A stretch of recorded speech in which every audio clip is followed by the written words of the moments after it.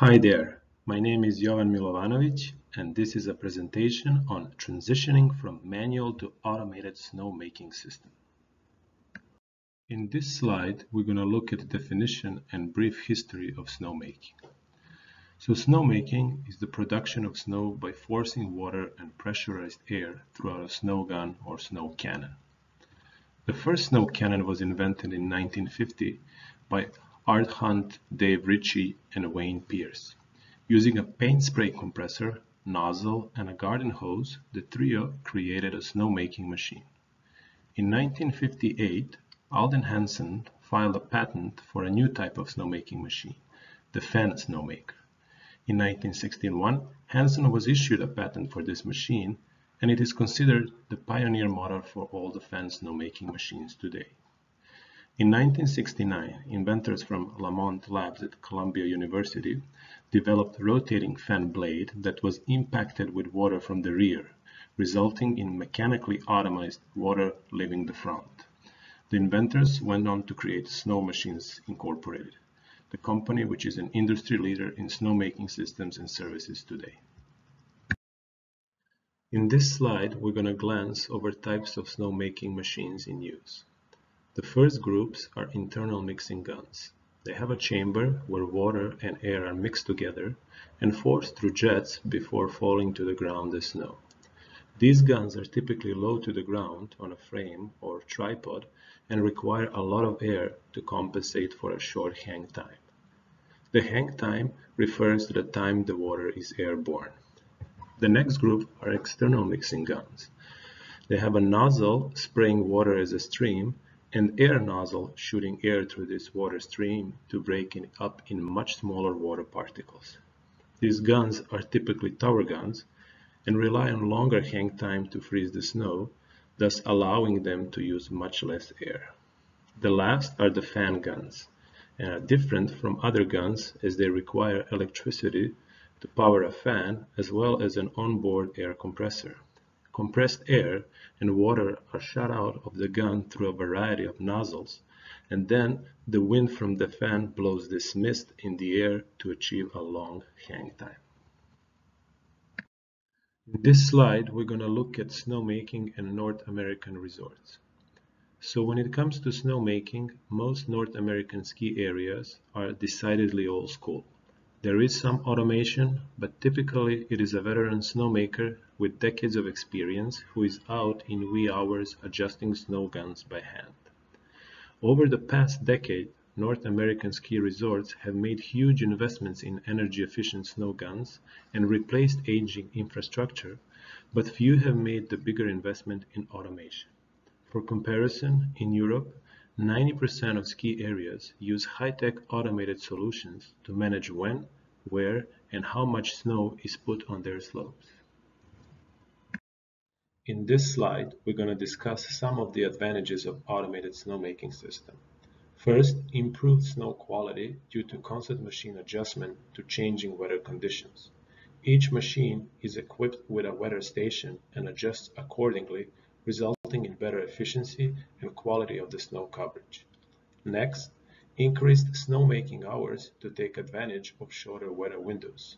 This is of a significant importance in early and late season. Another advantage of the automated snowmaking system is increased snow production due to quick-acting performance. While manual system may take from 2 to 4 hours to start up and a couple of hours for shutdown, an automated system can be up and running in less than 10 minutes, and when conditions change, it takes about the same time to shut the system down. Further, decreased cost of labor is another advantage of the automated snowmaking system, and what used to require a snowmobile ride to the machine and manual adjustment can now be done remotely from the operating center or simply via app.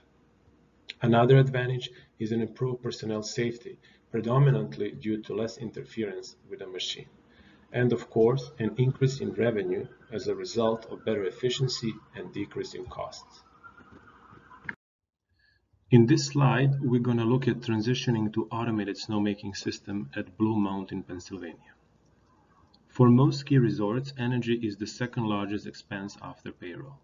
In Blue Mountain's case, over 75% of its energy cost was attributed to snowmaking.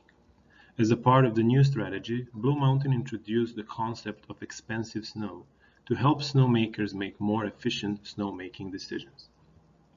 Cost comparison was developed to identify which types of snow guns at Blue Mountain were the most energy efficient per unit of snow made. The measured snow gun output turned out to be less than from more energy efficient snow guns available on the market, which led the resort to acquisition of newer, fully automated models. Automation of snow guns required the automation of water pumps as well, in order to supply the constant pressure that could automatically adjust to changes in snow guns' demand. The total cost of conversion to more efficient snow guns and automation was over $2.5 million. On the other hand, Blue Mountain obtained over $500,000 in energy efficiency rebates, but the greatest savings is the more efficient equipment translates into over 5.5 million fewer kilowatt hours of electricity per year, which presents annual savings of $500,000 and avoids 4.9 million pounds greenhouse gases. Now let's look at transitioning to automated snowmaking system at Nordic Mountain. In 2005, this Wisconsin's 30-acre ski area was struggling to stay consistently open due to antique snowmaking system.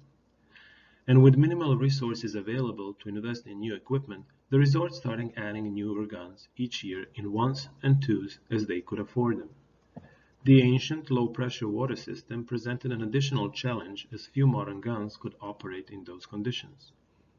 The solution was Techno-Alpine T40 snow gun, which could not only operate on low pressure, but could also be operated independently and installed on Nordic's existing system one at a time, which would allow the resort to have a mix of automated and non-automated guns.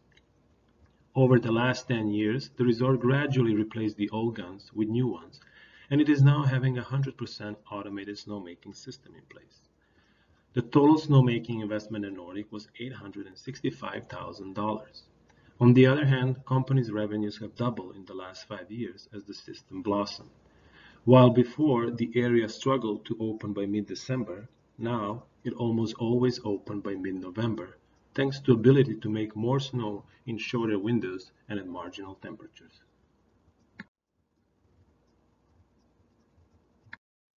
Now let's look at some of the reasons for slow adoption of automated snowmaking system.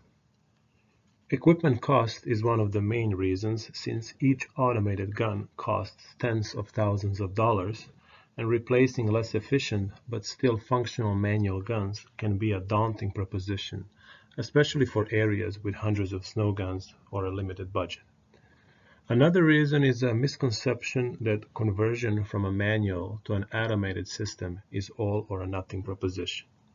Further, automated systems call for an additional skill set, as more technically advanced machinery requires IT experience to run and service.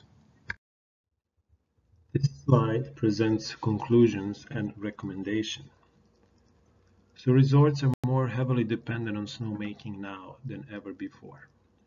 Transitioning to an automated snowmaking system can be done in phases. The high initial cost of automation is relatively small compared to the return on the investment. Ski areas can expect to recoup their investment in 3 to 5 years through reduced labor, energy consumption, and water use. And that doesn't take into account the financial benefits from a longer and more predictable operating season. Less on-mountain work also reduces injuries and costly claims. Automation leads to much less environmental impact, which can be a huge differentiating factor in today's market. And finally, due to individuality of the resorts, managers should perform a cost-benefit analysis and decide which snowmaking model will best suit the resort needs.